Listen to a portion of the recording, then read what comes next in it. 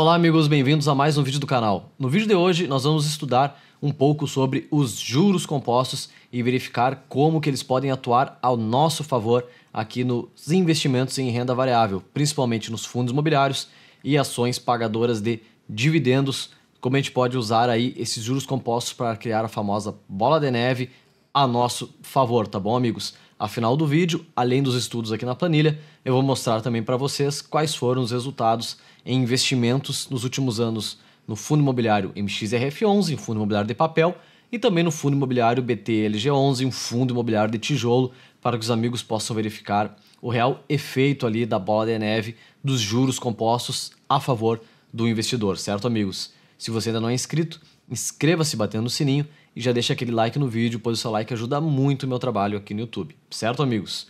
Amigos, muitos já devem ter ouvido falar dos juros compostos aí que atuam principalmente em cima das nossas dívidas, né? Nós, pessoas físicas, aquelas que possuem dívidas relacionadas a financiamentos, como financiamento imobiliário, ou ainda um financiamento de um veículo, né? De um carro, ou de uma moto, ou ainda aquelas pessoas que possuem ali dívidas relacionadas ao cartão de crédito, por exemplo, quando se parcela uma fatura ou se paga o valor mínimo.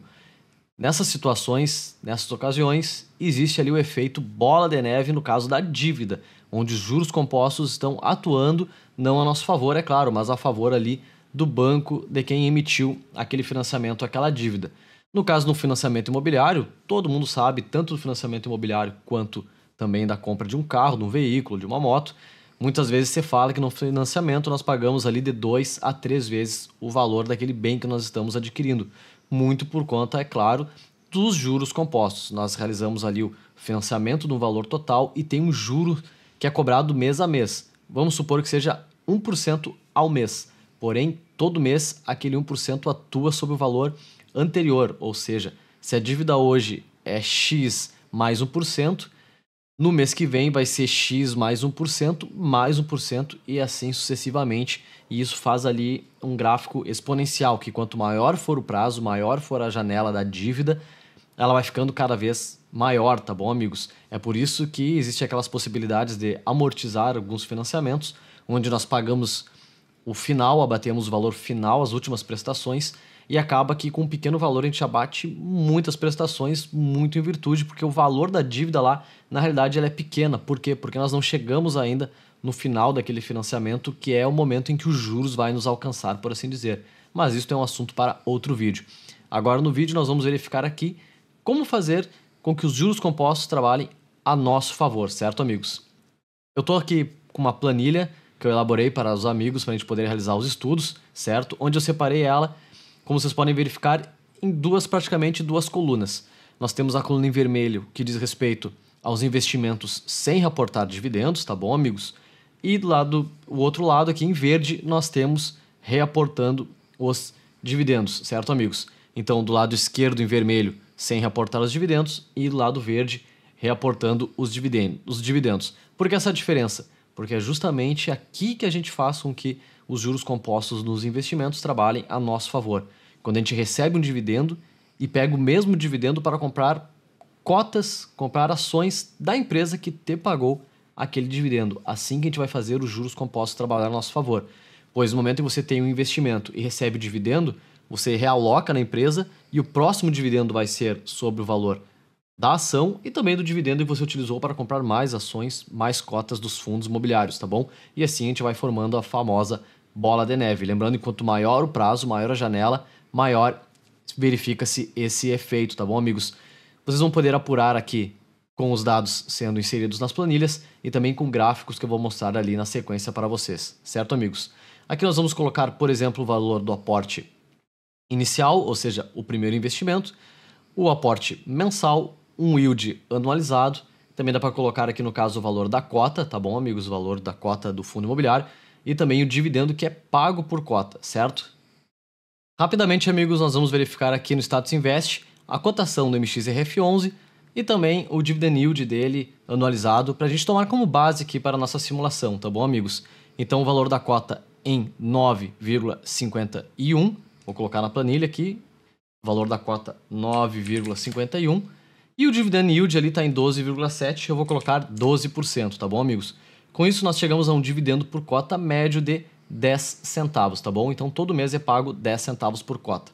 Agora, nós vamos realizar aqui um aporte inicial, digamos que no valor de R$500. Nosso primeiro investimento será de R$500. Coloquei aqui e a planilha, verifiquem, já é possível ver os resultados. Vejam só, nós temos aqui no lado da planilha, sem reportar os dividendos, as seguintes informações. Com o primeiro investimento de R$500, cada númerozinho deste aqui é um mês, como os amigos podem observar, e eu coloquei até 10 anos, 120 meses, tá bom, amigos? Vocês verificam aqui, um único investimento de R$500 vai render R$5 de dividendos, tá bom? Esse dividendo não vai ser reportado, nós não vamos fazer os juros compostos trabalhar a nosso favor nesse cenário. Então vejam, no mês seguinte, mais R$5, mais R$5, mais R$5, mais R$5, porque ficou parado aquele montante ali de R$500 de investimento inicial, nós não realizamos mais nenhum tipo de investimento, tá bom, amigos? Agora, num cenário onde nós reinvestimos os dividendos, a gente verifica o seguinte, que no primeiro mês o investidor recebeu R$5, no segundo mês R$5 com 5 centavos, depois R$5 com 10 centavos, porque verifica que o patrimônio dele vai aumentando, era R$500, aí o 500 mais os R$5 que ele reinvestiu, R$505, agora 510 com 0,5, depois com mais esses 10 aqui, 515 com 15, mais 5 com 15, 520 com 30, e assim sucessivamente, tá bom, amigos? Reparem aqui, um único investimento de R$500, a gente chega no seguinte resultado. Sem reaportar após 10 anos, tá bom, amigos? Sem reaportar, nós chegamos a um cenário onde o investidor tem um patrimônio de apenas R$500, foi o investimento inicial dele, certo? E ele recebeu ao longo desses 10 anos um total de R$600 de dividendos.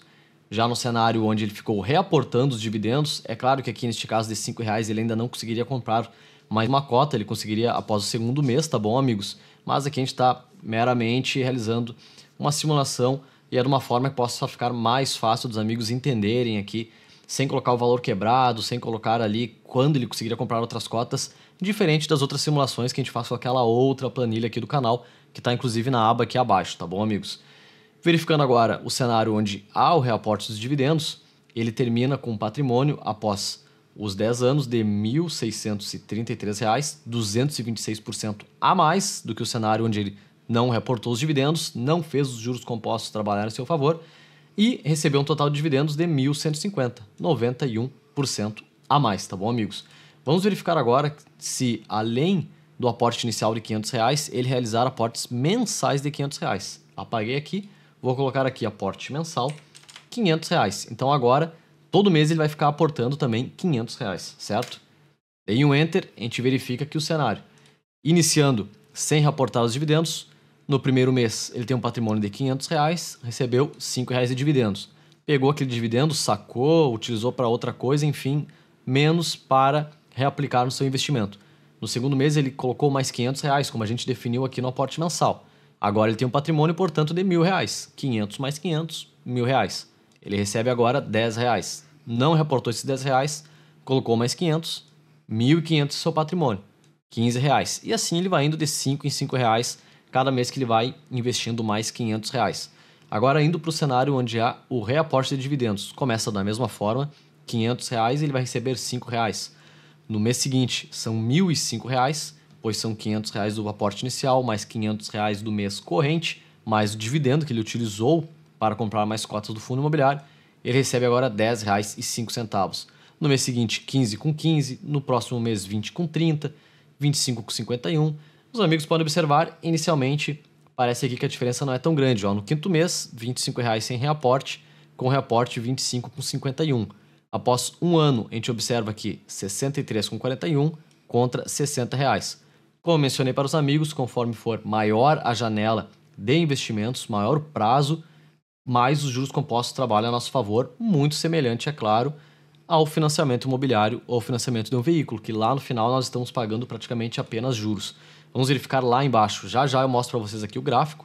A gente pode verificar lá no mês de número 120 as informações. Após 10 anos, vejam só, ele tem um patrimônio de R$60 mil no cenário onde ele não reaporta os dividendos e recebe ali R$600 por mês de dividendos após 10 anos de investimentos. No outro cenário, ele tem um patrimônio quase o dobro, R$115 mil, e agora está recebendo R$1.150,19 de dividendos após 10 anos, tá bom, amigos? Vamos verificar lá em cima um resumo dessas operações. A gente observa o seguinte: sem reaportar os dividendos, conforme mencionado, 60 mil. Reaportando os dividendos, ele tem um patrimônio de 115 mil, 91,7% a mais do que investimento onde ele não reportou os dividendos. Dividendos que ele recebeu ao longo desses 10 anos. No cenário onde ele não reaporta os dividendos, ele recebeu R$ 36.300, e no cenário onde ele reaportou os dividendos, R$ 56.159,54, 54,74% a mais do que o cenário onde ele não reaporta os dividendos, tá bom, amigos? Agora nós vamos verificar graficamente para que os amigos possam observar ali o efeito do tempo sobre os juros compostos. E na sequência a gente vai verificar ali qual foi o resultado nos últimos 10 anos, porque aqui a gente está verificando numa planilha de simulação, mas vamos ver na prática qual foi o resultado dos últimos 10 anos ou dos investimentos desde que surgiu na Bolsa, de investimentos mensais reportando os dividendos e sem reportar os dividendos no Fundo Imobiliário MXRF11 e também no BTLG11. Mas antes de continuar, se você não é inscrito no canal, inscreva-se batendo no sininho. E se estiver gostando do conteúdo do vídeo, deixa o like aqui no vídeo, tá bom, amigos? Pessoal, mostrando os gráficos agora, a gente tem inicialmente aqui o gráfico de patrimônio, tá bom? Onde na linha azul a gente tem os investimentos dele, o patrimônio desse investidor com o reaporte dos dividendos, e em vermelho sem o reaporte. A gente observa que a linha em vermelho é uma linha linear, tá bom? Ela é uma linha reta aqui, como a gente observa, porque o investimento ele é sempre constante, ele fica botando R$500 todo mês, R$500 todo mês, e não muda isso. Então a linha ela vai crescer sempre em linha reta. Agora na linha aqui em azul, que é com reaporte, além dos R$500 tem o dividendo que vai aumentando mês a mês, conforme ele fica aportando os R$500. E mais os dividendos. A gente verifica aqui o efeito, aquele famoso boca de jacaré, tá bom? A linha vai ficando exponencial e conforme o tempo vai passando, essa linha aqui tende a ficar cada vez mais íngreme, enquanto que a linha em vermelho vai ficando reta aqui, tá bom, amigos? Então, conforme a janela, maior for a janela de investimentos, maior será o retorno aferido, tá bom, amigos? Mais abaixo aqui nós temos também um gráfico onde a gente verifica a evolução dos dividendos, tá bom? A gente observa o mesmo cenário, com o reaporte efeito exponencial, a linha vai indo para cima, o céu é o limite, enquanto que sem o aporte, a linha ela é reta, tá bom, amigos? Conforme mencionado, tanto no patrimônio como também nos dividendos, inicialmente elas andam lado a lado, as linhas ficam coladas, o investidor praticamente não vê grande diferença, porém conforme o tempo vai passando, a gente observa aqui que a diferença vai se atenuando, tá bom, amigos? Pessoal, agora eu tenho aqui no Clube FI, plataforma gratuita, uma verificação, uma simulação de investimentos do MXRF11 no valor de R$500 desde o seu IPO, tá bom, amigos? Aqui como a gente pode observar, desde 20 de setembro de 2011, 50 cotas adquiridas ao valor de R$10, foram R$500 investidos e o aporte mensal foi de R$500 também até o dia 25 de outubro, quando eu estou gravando esse vídeo, certo, amigos? E a gente pode inicialmente já observar aqui nesse gráfico, tá bom? Que nós temos aqui os seguintes cenários, ó. A linha em vermelha representa o investimento reinvestindo os dividendos, tá bom? A linha em preta é o investimento sem reinvestir os dividendos, então reparem aqui na diferença, certo? A gente observa aqui R$159 mil contra R$129 mil, e abaixo aqui é sem levar em conta os dividendos recebidos, somente a valorização das cotas, ou seja, as cotas foram se valorizando com o passar do tempo. Mas abaixo aqui nós temos mais algumas informações. Reparem que no cenário onde houve o reinvestimento dos dividendos, os aportes totais foram no valor de 75 mil, o patrimônio chegou em 159 mil e de dividendos ele recebeu mais de 86 mil reais, tá bom, amigos? Ele começou com 50 cotas lá no início da jornada de investimentos e terminou com mais de 16.331 cotas.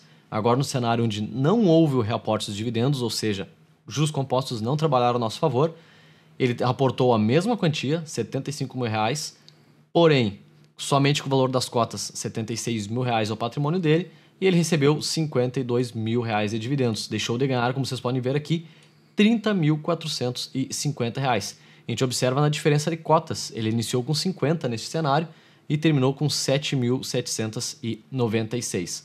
Eu trouxe também a mesma simulação com outro fundo imobiliário, agora o BTLG11. A gente verifica que investindo R$500 a partir da compra de 5 cotas no valor de R$100 lá no seu IPO em 2010 e investindo R$500 todos os meses, a gente tem aqui o mesmo cenário, tá bom? A linha em vermelho que está acima de todas as demais representa os investimentos reportando os dividendos, a linha em preto é sem reportar os dividendos e a azul considera somente a evolução das cotas, tá bom? A valorização das cotas. A gente observa aqui que ele investiu, tá? R$ 85.500 no período, tá com um patrimônio atual de R$ 182 mil e recebeu mais de R$ 88 mil de dividendos neste período. Ele começou com 5 cotas e chega ao final ali com 1.914 cotas. Agora, para finalizar, qual seria o cenário se ele não tivesse reinvestido os dividendos? A gente observa aqui aportes R$ 85.500 também, ele seguiu sempre investindo R$ 500, o valor das cotas R$ 91.103 e recebeu R$ 54 mil em dividendos. Deixou de receber mais de R$ 36 mil em dividendos. Onde a gente observa, ele iniciou com 5 cotas e chega ao final ali com 954 contra mais de 1.900 cotas no cenário onde ele reinvestiu os dividendos e fez ali os juros compostos trabalharem a seu favor. Certo, amigos? Espero que o vídeo tenha sido de grande valia para os amigos. Se vocês gostaram do conteúdo do vídeo, deixa aquele like, o seu like ajuda muito o meu trabalho aqui no YouTube. Se ainda não é inscrito, bate no sininho e te inscreve aqui no canal, certo? Novamente, muito obrigado a todos por assistir o vídeo até aqui e a todos vocês, bons investimentos.